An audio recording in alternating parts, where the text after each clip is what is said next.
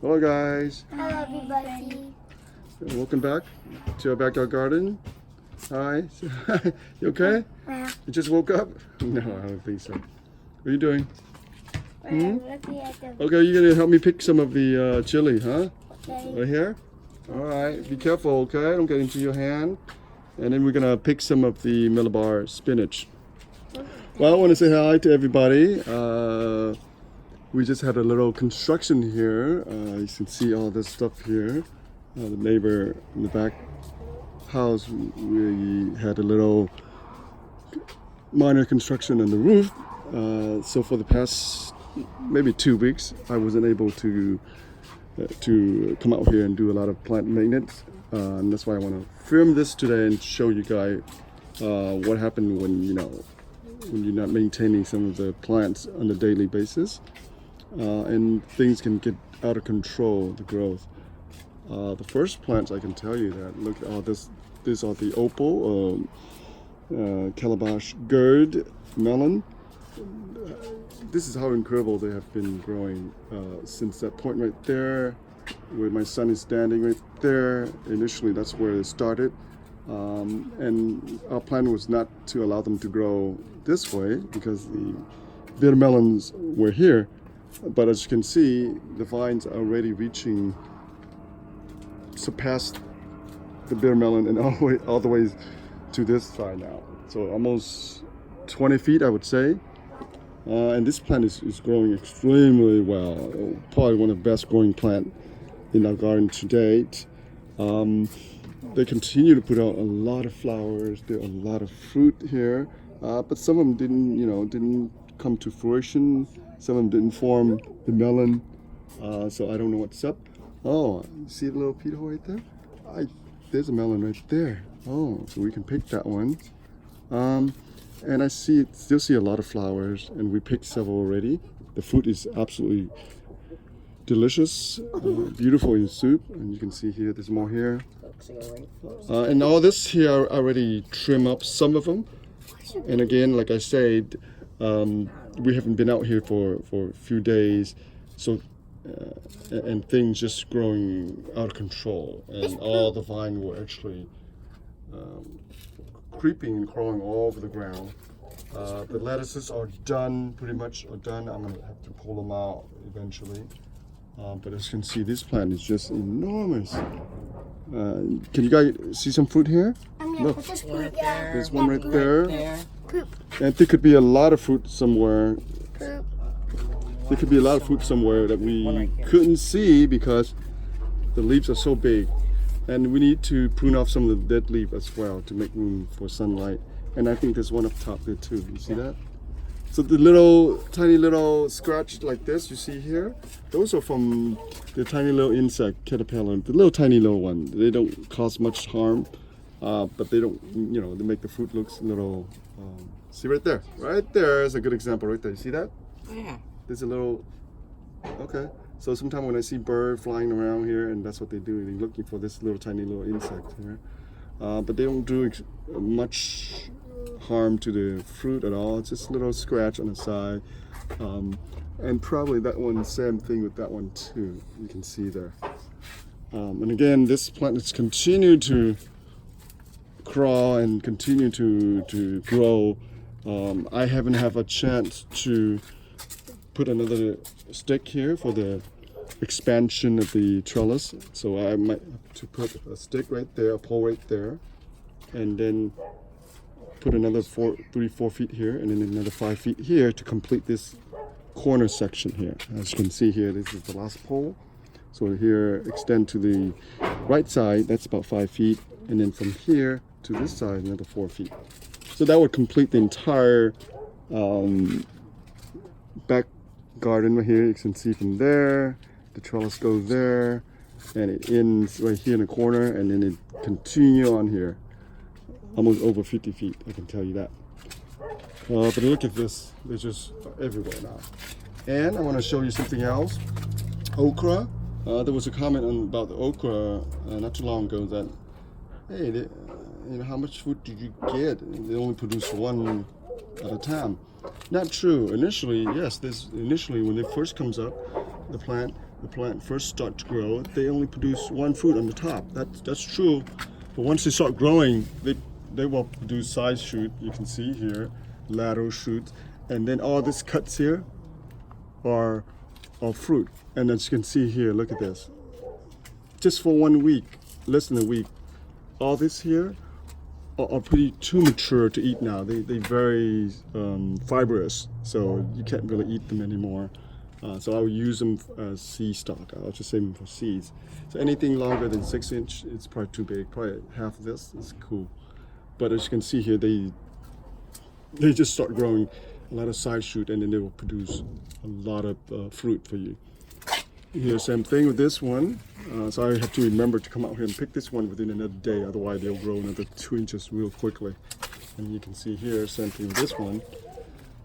Our space are limited. As you can see, these things are growing really crazy. And they can grow much bigger than this. Now they're almost about over 3 feet tall now. So a lot of this fruit here, like I said, we'll be saving them for the seeds for next season. One of the group of plants that do very well in nice and shady, it's the millbar spinach, and that's the one we're going to harvest today. Look at how beautiful they are. Look at this. Just absolutely gorgeous looking vine here. Let's move here a little bit. And the tomatoes, you need to prune them, and initially I start out pruning them, but then afterward, like I say, just didn't have enough time to come out and do plant maintenance. And look at this, they're growing out of control. Once they start growing out of control, the fruit tend to be smaller, and then less, the plant have less energy to put into the food production. But this cherry tomato here has pretty nice, decent looking fruit. They're actually pretty big. Look at this. And let me show you a few semi-red one. The fruit is actually pretty big by cherry tomato standard. It's pretty big. Look at this one, right? Go ahead, you want to pick one for everybody? That one is ripe. And we already picked a lot of them already. You can see here, all this. Look at it. So by cherry standard, this is probably, I would say this is the standard in the sense that the size. But look at this guy, how big they are. Look at that. This is a lot bigger. All right, let's move along. So this is 3 of our cherry tomato. They start putting out a lot of fruit, but not as much as I expected them to. Now the grapes tomato, we're doing really well. I've been harvesting tons of the fruit, and again, if I don't prune them, allow them to grow wildly like this, the fruit tend to be smaller. In custard, you can see the fruit is a bit small, on the small side now at the peak of season. Initially, they put out very beautiful grapes-looking fruit. It's just beautiful. But the bitter melons also starting to encroach on here and completely taking over the tomatoes. So that's why the tomatoes is suffering a little bit in terms of that. As you can see here, look at so many fruit here already picked. Basket after basket, and I give them away so much. And here's the example of the fruit side I was telling you.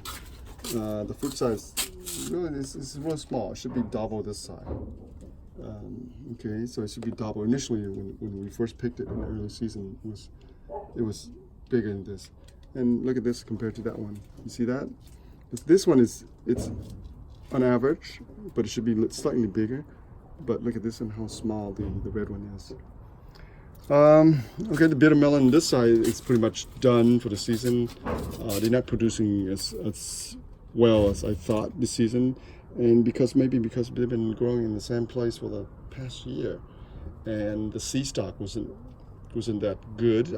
I think looking back, the fruit was a little too small, I think, and we don't have enough nutrients in the soil to sustain the growth and to produce beautiful melon. And they tend to get ripe very fast if they are not, if they're not producing well. If they don't get enough nutrients, they tend to get a little bit up to about maybe 4 or 5 inch, and then they already turn yellow. And you don't want that. And it's just just the plant don't have enough nutrients to sustain it. And obviously on that side, the passion fruit plant, my relative came here. They also picked some of them and they helped me trim off. Look at that. A lot of this is already trimmed off. If I were to show you last week, they would be all over the wall of the house. It's just completely going out of control. And we still have a little board here from the construction, from the renovation. So eventually they will move it. But other than that, things are just going crazy. And I need to tighten up a lot of this plants here. I need to remove a lot of shrub and some of the weeds. And as you can see here, this is the chili plant that's growing wild. They have to produce this tiny little fruit like this. Tiny little Christmas lights, remember that? Tiny little fruit like this, and then look at this. They grow out from the side of the house without water, without nutrient, without any care. So this is a wild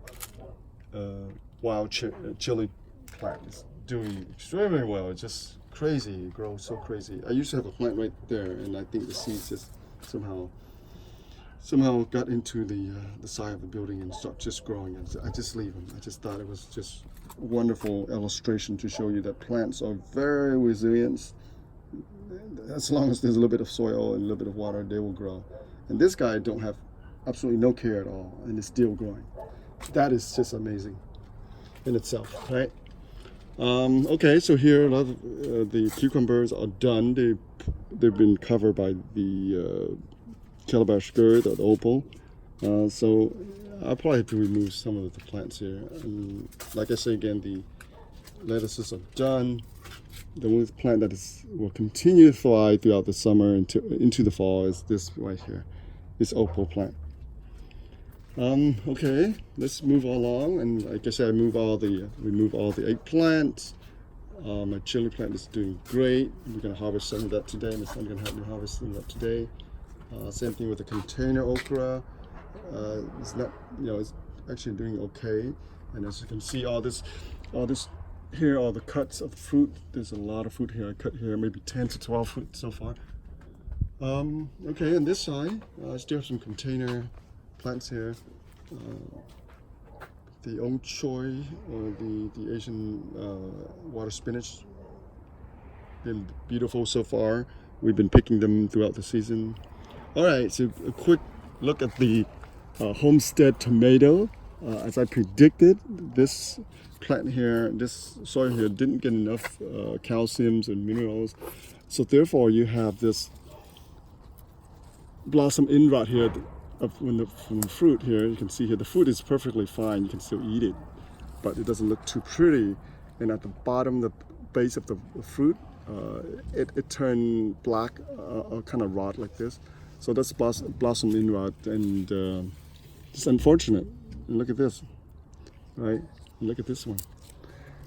So this is one of the Homestead variety. It's called Homestead. Oh, this one's doing fine. I can see it. So I can pull this one out.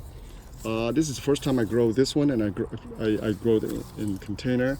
I never planted this one before, so I don't know how big the fruit is. So I'm assuming this is the size, maybe a little bit bigger than this one. Again, a lot of them is already damaged. Look at that. See that? That's damaged. That's damaged. So we learn from that, and next season we'll probably boost up the soil and add more gypsum and maybe mineral, calcium, eggshell, all that stuff to help the plant. All right, so okay, so what else we have? So we have our guava plants that continue to grow.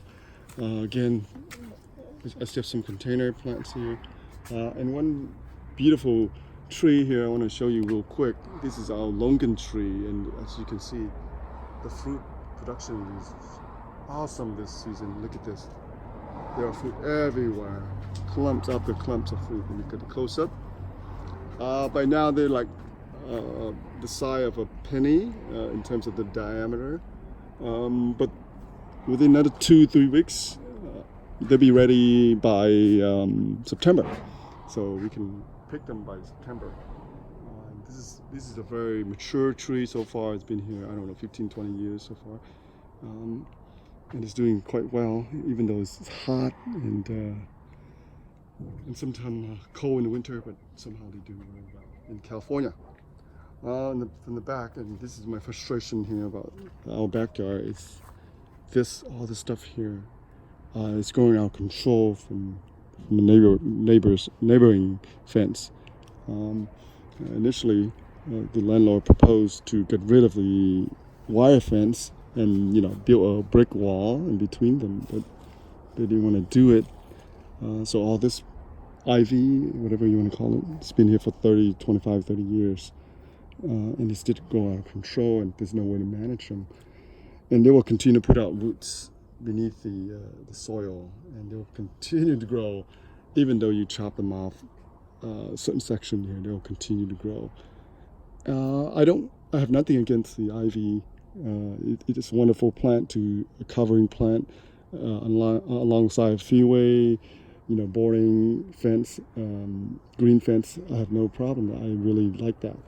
But in terms of next to your garden, they can really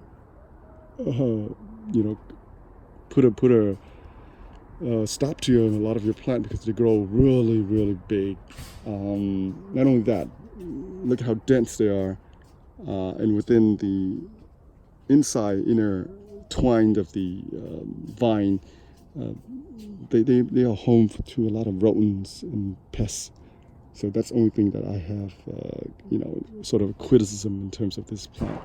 Other than that, they're fine. They're just another plant. To me, I have nothing against any plant. But since we are growing food, mainly food plant, this right here is really a problem for us. You can see it all the way down there. Okay, so we just have to manage it, and there's nothing I can do about it. This is a rental. There's nothing I can do. All right, so this again is our own choy. There's more here.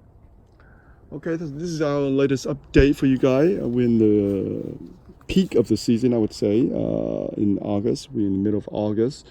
We still have another month and a half, maybe even longer if you live in the mild climate like we do in Southern California. You still have probably 2 months, even into the fall, you can still grow stuff. But once the fall season comes in, the weather gets cooler, the sun sets a little sooner, then we can prep them for the fall garden, which is a lot of vegetable plants.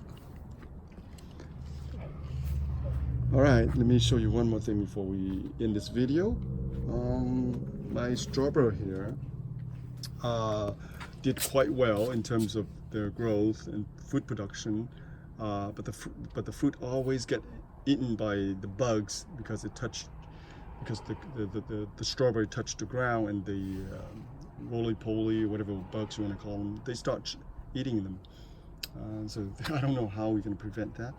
And finally, so then I just realized that I just leave them, and I allow the side shoot to grow. So all this little strawberry here, now they're going to start producing more baby strawberry plant right there everywhere now.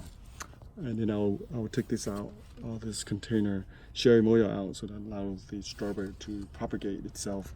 So they're starting to propagate itself right here. Eventually they'll take over this whole place. As you can see here, all these little strawberry plants here, you can see it there. As you can see, there used to be a cucumber here, but now look at all the strawberries are propagating themselves. Look at this, all that. And behind there, that's a passion fruit plant, as you can see there. And there's many more passion fruit plants here. That's a passion fruit plant, that's a passion fruit plant. That is a chili plant, I can tell you. That's an avocado plant right there, you can see here. All right, and our lemongrass is doing okay. Didn't get enough sunlight, but I think just fine.